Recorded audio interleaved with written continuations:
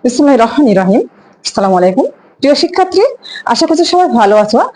আজকে আমি chemistry chapter 5 এর একটি সৃজনশীল সমাধান নিয়ে এসেছি। এটি হচ্ছে একটি বোর্ড কোশ্চেন যশোর 2023। দেখতেই পাচ্ছ বোর্ডে উদ্দীপক এবং প্রশ্ন।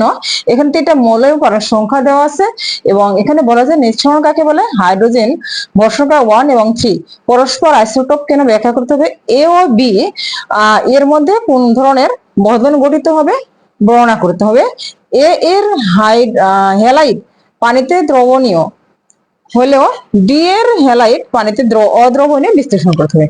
আচ্ছা, নিঃসরণ কাকে বলে এটা সংজ্ঞা মাত্র। নিঃসরণ হচ্ছে কোন সরু ছিদ্রপথে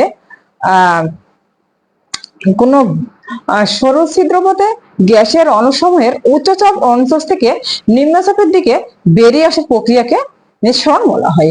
ক্ষয়ে বলা হচ্ছে হাইড্রোজেন ভর সংখ্যা 1 প্রোটন সংখ্যা 1 এবং হাইড্রোজেন ভর সংখ্যা 3 প্রোটন সংখ্যা 1 এরা পরস্পর আইসোটোপ কেন।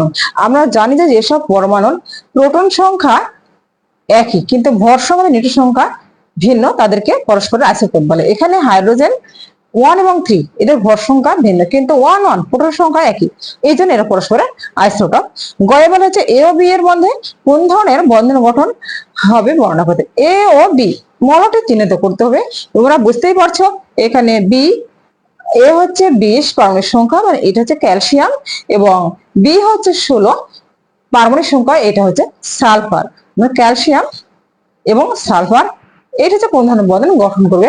ক্যালসিয়াম আর সালফার ইলেকট্রন বিন্যাস আমরা করলে পাই কি পাবো দেখা যায়। ক্যালসিয়াম এবং সালফার, ক্যালসিয়াম হচ্ছে 20, তাহলে 1s 2s 2p6 3s 3p6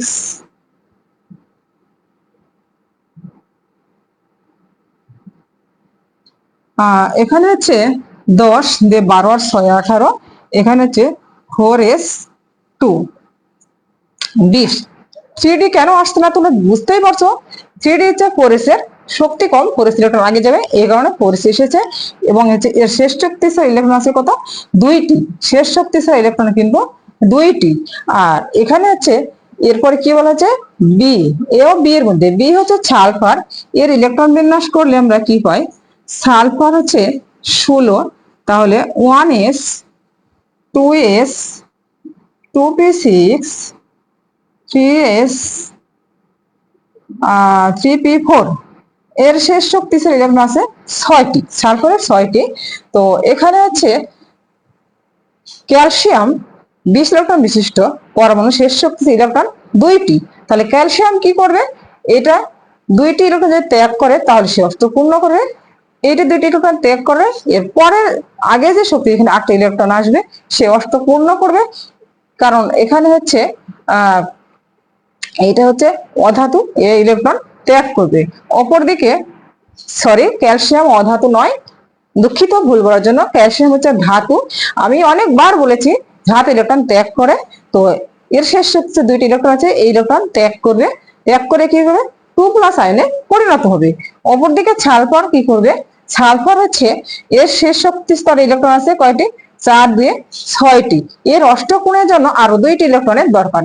এটা হচ্ছে ইলেকট্রন গ্রহণ করে কিনা সালফার অধাতু ইলেকট্রন গ্রহণ করে, তোমরা জানো আমি অনেকবার বলেছি তোমরা অবশ্যই জানো। তো এই সালফার হচ্ছে অধাতু ইলেকট্রন গ্রহণ করবে, তার মানে ক্যালসিয়াম যে 2টি ইলেকট্রন ত্যাগ করবে 2+ আয়নে পরিণত হবে।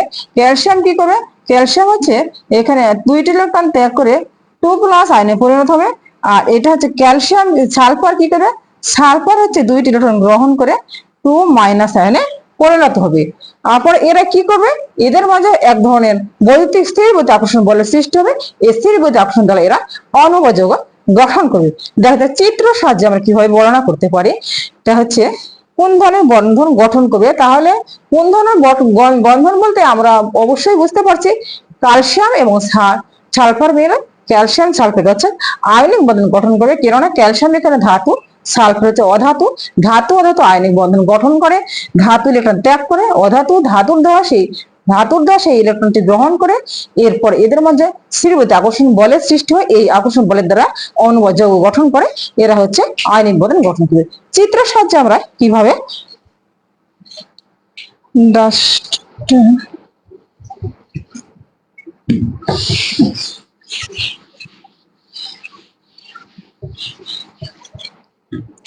তাহলে হচ্ছে ক্যালসিয়াম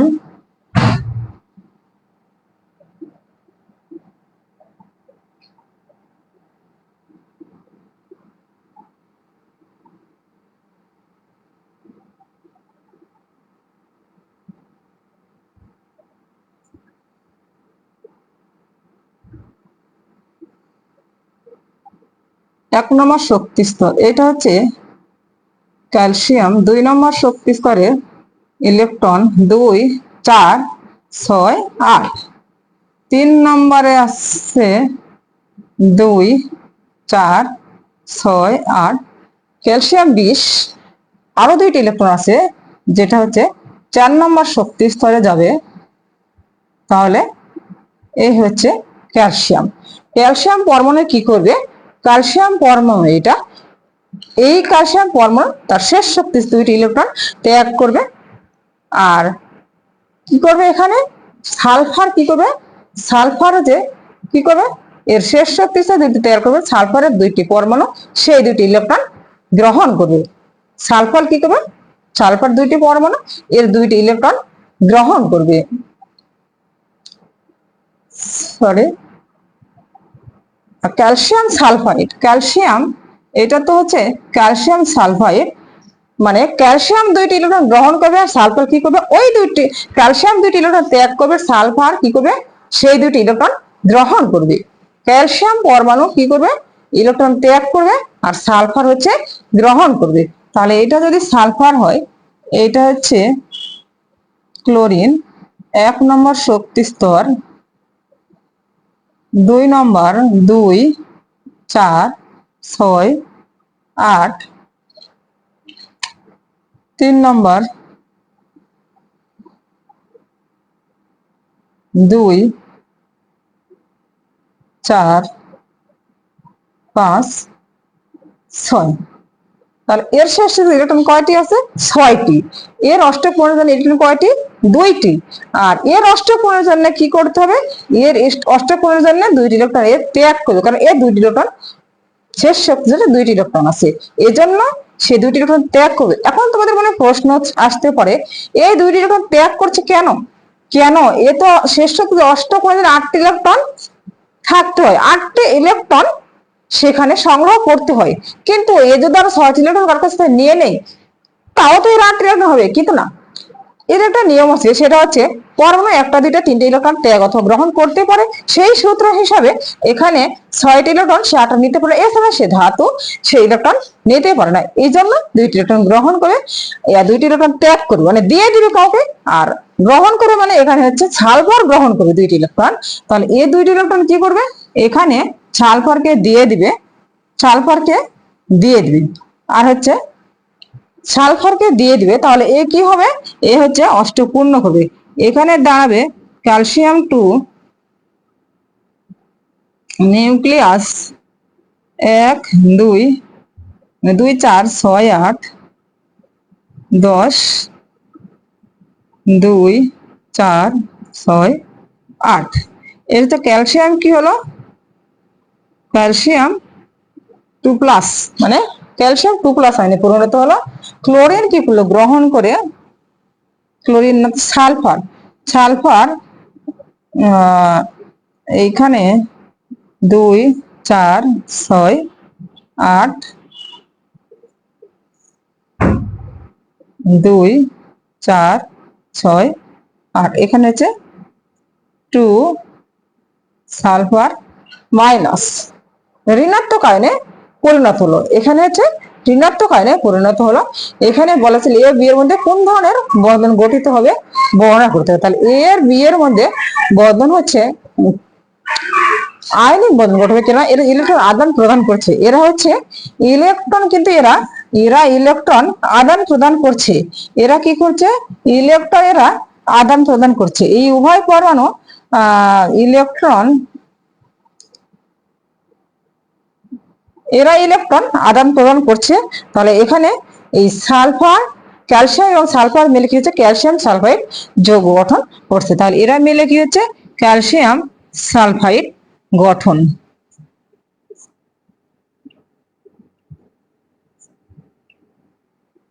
তো এখানে প্রশ্নে বলা ছিল এ বি এর মধ্যে কোন ধরনের বন্ধন গঠিত হবে বর্ণনা করতে হবে। তাহলে এ এবং বি এর মধ্যে আমরা দেখতেই পাচ্ছি এ বি হচ্ছে ক্যালসিয়াম এবং সালফার। এ অর্থাৎ ক্যালসিয়াম হচ্ছে ধাতু এবং সালফার অধাতু। ধাতু অধাতু আয়নিক বন্ধন গঠন করে, ধাতু ইলেকট্রন ত্যাগ করে, অধাতু সেই ইলেকট্রন গ্রহণ করে। এদের মধ্যে এক ধরনের স্থির বৈদ্যুতিক আকর্ষণ বলের সৃষ্টি হয় এবং এরা অণু বা যৌগ গঠন করে। আমরা যেমন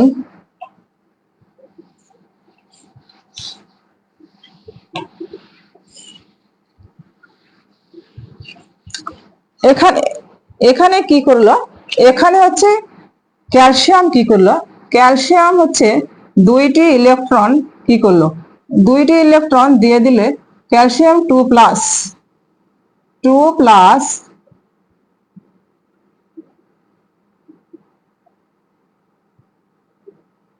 প্লাসে পরিণত হয় এবং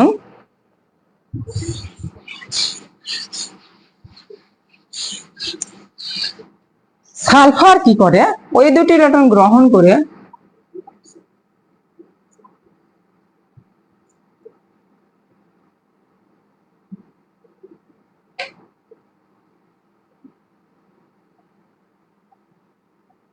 আয়নে পরিণত হয়। এরপরে কি হয়, এরপর হচ্ছে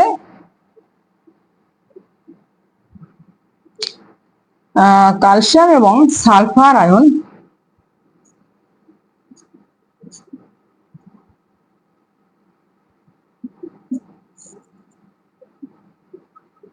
যৌগ বা অণু গঠন করে। ক্যালসিয়াম আর সালফাইড আয়ন কি করে, যৌগ বা অণু গঠন করে। এই হচ্ছে এ ও বি এর মধ্যে বন্ধন গঠন এবং এর ব্যাখ্যা। এটা হচ্ছে আয়নিক বন্ধন গঠন করে এবং আমরা এভাবে ব্যাখ্যা দিতে পারি যে ক্যালসিয়াম পরমাণু কি করবে, তার শেষের দুইটি ইলেকট্রন ত্যাগ করবে এবং সালফার কি করবে, তার ত্যাগ করে দুইটি ইলেকট্রন গ্রহণ করবে। এরা হচ্ছে কি করবে, এভাবে এরা শেষ শক্তি স্তরে অষ্টপূর্ণ করবে এবং শেষ শক্তি স্তর পূর্ণ হবে। আর এদের মধ্যে এক ধরনের স্থির বৈদ্যুতিক আকর্ষণ বলের সৃষ্টি হবে। এই স্থির বৈদ্যুতিক আকর্ষণ বলের দ্বারা এরা অণু বা যৌগ গঠন করে। আমরা চিত্রকে সিম্পল একটু বর্ণনা দিলে ইনশাল্লাহ সব, তো আশা করছি বুঝতে পেরেছো। এবার ঘয়ে আসা যায়। ঘয়ে কি বলা হয়েছে, এ এর হ্যালাইড পানিতে দ্রবণীয় হলেও ডি এর হ্যালাইড পানিতে অদ্রবণ বিশ্লেষণ করতে হবে। আচ্ছা, হ্যালাইড মানে কি তোমরা অবশ্যই বুঝো, হচ্ছে এ এর হ্যালাইড পানিতে দ্রবণীয়। তো এ কি মৌলটি হচ্ছে ক্যালসিয়াম, এর হ্যালাইড মানে হচ্ছে যেমন ক্যালসিয়াম ক্লোরাইড আমরা বলতে পারি 17 গ্রুপের মৌলের সাথে যৌগ গঠন। তো এর হ্যালাইড এই ক্যালসিয়াম ক্লোরাইড যেমন হচ্ছে ঘয়ের অ্যান্সারে এটা যদি হয় হ্যালাইড, আমি ক্যালসিয়াম এটা এক্স দ্বারা বোঝাতে পারি, অর্থাৎ এখানে ক্লোরিন আমি ধরে নিতে পারি। তাহলে ক্যালসিয়াম ক্লোরাইড এটা যদি হয় এবং ডি যেমন হচ্ছে কার্বন, তাহলে কি কার্বন মানে CH4, হ্যালাইড বোঝানো হয়েছে এক্স দ্বারা। তো হ্যালাইড 17 গ্রুপের মৌল ক্লোরিন, তো কার্বন এর হ্যালাইড যেমন হচ্ছে এখানে ক্যালসিয়াম ক্লোরাইড, ক্যালসিয়াম ক্লোরাইড এবং ডি এর হ্যালাইড হচ্ছে ক্যালসিয়াম, এখানে carbon 4 calcium tetrachloride carbon tetrachloride.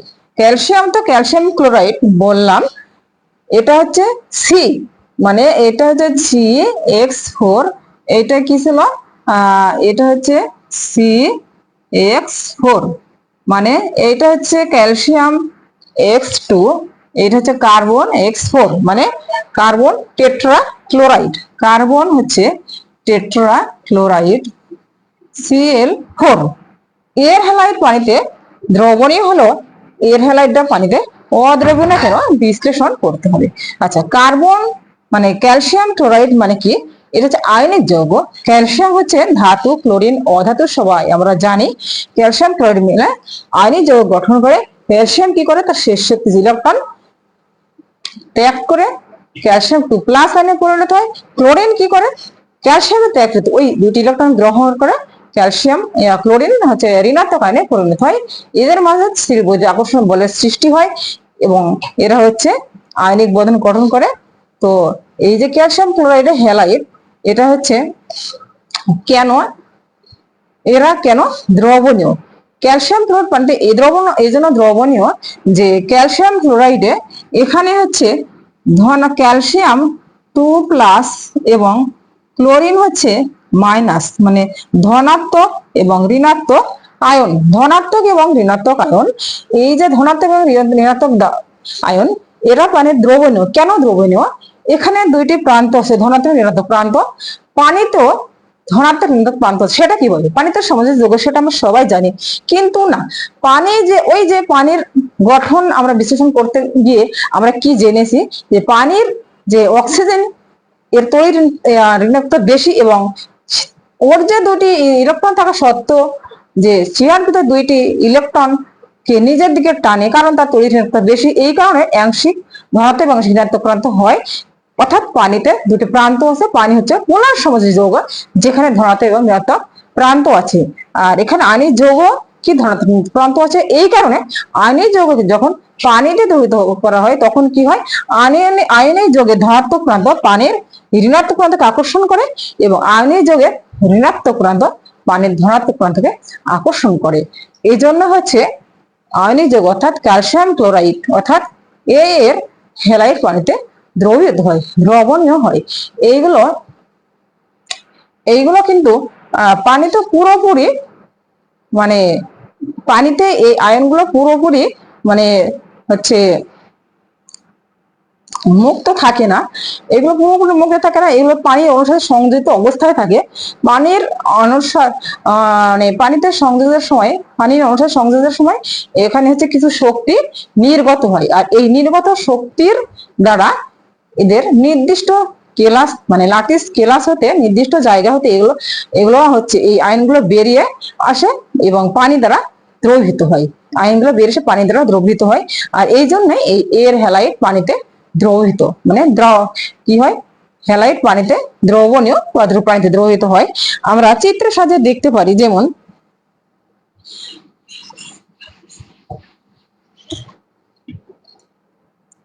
Calcium,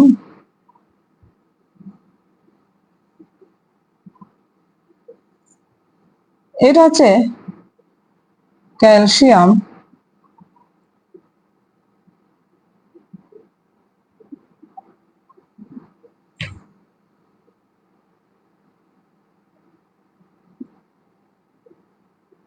তাহলে হচ্ছে পানি H2, ক্যালসিয়াম হচ্ছে 2+, তাহলে 2+,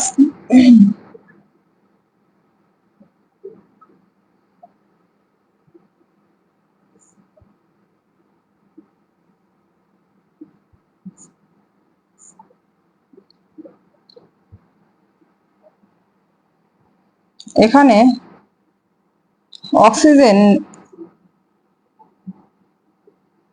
2-, হাইড্রোজেন প্লাস, মানে delta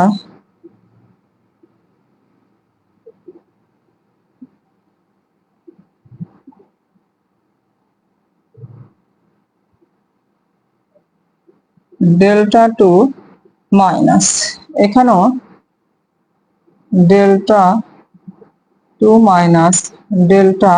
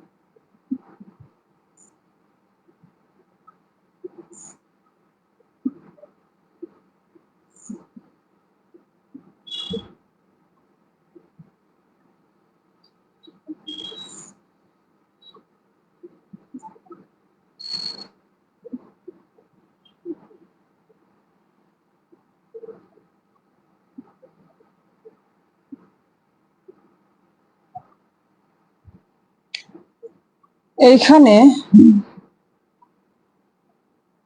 hydrogen delta plus oxygen 2 delta minus হচ্ছে hydrogen delta plus oxygen 2 delta minus hydrogen delta plus oxygen 2 delta minus. এখানেও hydrogen delta plus oxygen 2 delta minus hydrogen delta plus oxygen 2 delta minus 2 delta oxygen minus hydrogen delta plus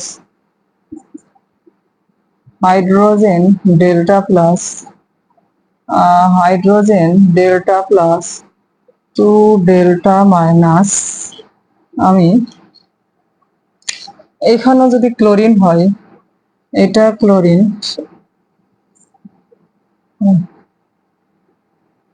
2 4 6 8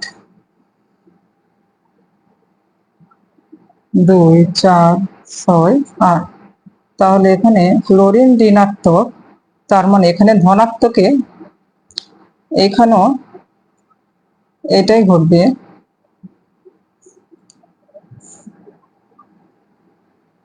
তাহলে হচ্ছে hydrogen delta plus oxygen 2 delta minus oxygen 2 delta minus hydrogen delta plus oxygen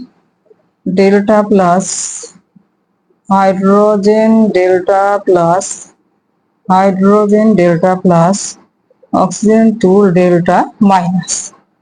এই হচ্ছে মানে পানি আয়নগুলো কিভাবে পানিতে দ্রবীভূত হয় সেটা আমি দেখালাম, যে আয়নগুলো নির্দিষ্ট কেলাস থেকে মানে লাটিস কেলাসের নির্দিষ্ট স্থান থেকে কিভাবে পানিতে বেরিয়ে এসে সেই দ্রবণ থেকে বেরিয়ে এসে কিভাবে পানিতে দ্রবীভূত হয় সেটা চিত্রের মাধ্যমে এখানে আমি চিত্র আঁকায় দেখালাম আর কি। তো এইভাবে আয়নগুলো কি হয়, এখানে কেন এটা বিপরীত লিখেছে, এই চিহ্নটা কেন এই দিক হলো, এটা কেন, এর কারণ হচ্ছে এখানে ক্যালসিয়াম ধনাত্মক, সে ঋণাত্মক অক্সিজেনকে আকর্ষণ করবে, এখানে ক্লোরিন ঋণাত্মক ধনাত্মক হাইড্রোজেনকে আকর্ষণ করবে, যার কোনো বিপরীতমুখী চিহ্ন। তো এটা সিম্পল চিত্র। এই হচ্ছে এর হ্যালাইড পানিতে কিভাবে মানে দ্রবীভূত হচ্ছে বা কেন দ্রবণীয়, তাহলে অবশ্যই বুঝতে পারার কথা। এর হ্যালাইড মানে কি, এখানে ক্যালসিয়াম ক্লোরাইড, তাহলে ক্যালসিয়াম ক্লোরাইড আয়নিক যৌগ, এবং এটা হচ্ছে পানিরও হচ্ছে কি আয়নিক যৌগে ধনাত্মক প্রান্ত থাকে, এবং পানি হচ্ছে পোলার সময় যৌগ, এখানে ধনাত্মক প্রান্ত থাকে। আমি বর্ণনা দিয়েছি আগে, পানির ধনাত্মক প্রান্ত ক্যালসিয়াম ক্লোরাইড ঋণাত্মক প্রান্তকে, এবং পানির ঋণাত্মক প্রান্ত ক্যালসিয়াম ক্লোরাইড ধনাত্মক প্রান্তকে আকর্ষিত করে, এবং এই ক্যালসিয়াম ক্লোরাইড মানে কেলাস লাটিস কেলাস থেকে তখন আয়নগুলো বেরিয়ে আসে। এই আয়নগুলো কিন্তু আবার দ্রবণে সম্পূর্ণ মুক্ত থাকে না, এইগুলো পানির অনুসারে সংযোজিত অবস্থায় থাকে। পানির অনুসারে সংযোগের সময় কিছু শক্তি নির্গত হয়, এই শক্তির দ্বারা এরা কি করে, কেলাস লাটিস থেকে মুক্ত হয়ে এই আয়নগুলো পানিতে দ্রবীভূত হয়। এই জন্য এর হ্যালাইড গুলো পানিতে দ্রবীভূত। অপরদিকে ডি এর হ্যালাইড মানে এখানে ডি এর হ্যালাইড হচ্ছে কার্বন টেট্রাক্লোরাইড। ডি এর হ্যালাইড কি, কার্বন টেট্রাক্লোরাইড একটি হচ্ছে সমযোজী যৌগ, যেখানে ধনাত্মক এবং ঋণাত্মক প্রান্ত নেই, কিন্তু পানিতেও পোলার সমযোজী যৌগ, পানিতে ধনাত্মক ঋণাত্মক প্রান্ত আছে, কিন্তু কার্বন টেট্রাহ্যালাইড হচ্ছে অপোলার সমযোজী যৌগ। কিছু কিছু সমযোজী যৌগ আছে যেখানে ধনাত্মক ঋণাত্মক প্রান্ত থাকে, কিন্তু অপোলার সমযোজী যৌগ যেখানে ধনাত্মক ঋণাত্মক প্রান্ত থাকে না।